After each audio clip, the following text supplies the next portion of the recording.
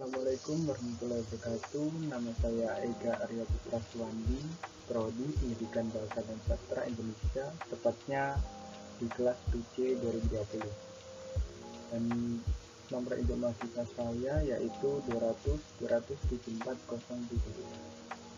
Pada siang hari ini, saya akan mempresentasikan rangkuman saya terkait jurnal internasional yang berjudul Internasionalisasi Bahasa Indonesia dan Internalisasi Budaya Indonesia melalui Bahasa Indonesia bagi Penutur Asing atau BIPA. Dan terdapat pendahuluan dalamnya, yaitu upaya menginternasionalisasi bahasa Indonesia bisa dilakukan melalui BIPA atau Bahasa Indonesia bagi Penutur Asing. Bagaimana diungkapkan oleh Mulia Studi bahwasanya internasionalisasi bahasa Indonesia yang ditingkatkan melalui pengajaran BIPA didukung oleh semua lembaga yang relevan. Pengajaran BIPA tidak hanya dilakukan di dalam negeri, tapi juga dilakukan di luar negeri. Nilai yang pada akhirnya memberi dampak baik seperti jumlah penutur dan cakupan penggunaan bahasa Indonesia semakin bertambah. Perkembangan BIPA di dunia internasional juga semakin melesat. BIPA tidak hanya diminati di kawasan ASEAN, tetapi juga di kawasan Asia hingga Australia. Dan hal tersebut terbukti dengan adanya berita tentang peminatan bahasa Indonesia yang semakin tinggi di berbagai media, seperti di ASEAN, Asia, Australia. BIPA sudah dijadikan mata kuliah di beberapa universitas juga di Eropa. Salah satunya adalah Finlandia. Lalu dari pendahuluan di atas terdapat metode penelitian yang digunakan dalam penelitian ini adalah library research, yang merupakan metode pengumpulan data dengan cara melakukan studi penelaahan terhadap buku, literatur, catatan, dan laporan yang berkaitan dengan masalah yang dipecahkan, sehingga menghasilkan data deskriptif mengenai internasionalisasi bahasa Indonesia dan internalisasi budaya Indonesia melalui bahasa Indonesia bagi penutur asing. Nah, dari tadi kita selalu didengarkan oleh BIPA. Lalu apa itu BIPA?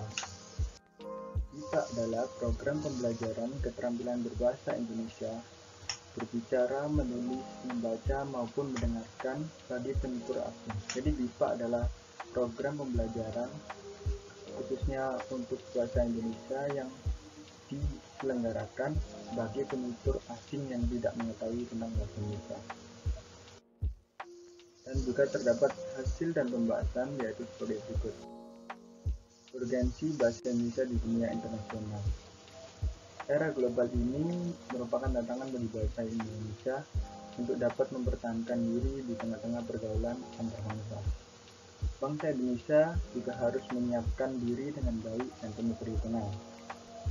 Sebagai pemilik bahasa Indonesia yang kita cintai, kita sangat berharap tingkat daya hidup bangsa Indonesia atau bahasa Indonesia tetap aman, yang artinya bahasa Indonesia harus terus digunakan baik lisan maupun tulisan oleh semua generasi dan transmisi antar generasi, tentunya generasi milenial pada masa kini.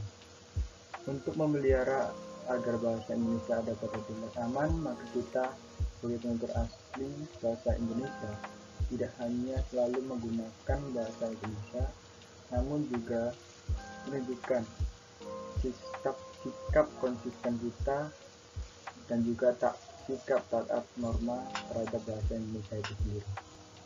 Lalu selanjutnya ada bahasa Indonesia bagi penutur asing atau BIPA tadi. Di Indonesia, BIPA telah diselenggarakan di hampir semua perguruan tinggi ternama baik negeri maupun swasta. Sedangkan berdasarkan data dari Pusat Bahasa di Jakarta, program pembelajaran BIPA telah dilaksanakan sekitar 46 negara di seluruh dunia, baik di lembaga perguruan tinggi maupun di kedutaan besar konsulat jenderal RI di berbagai negara.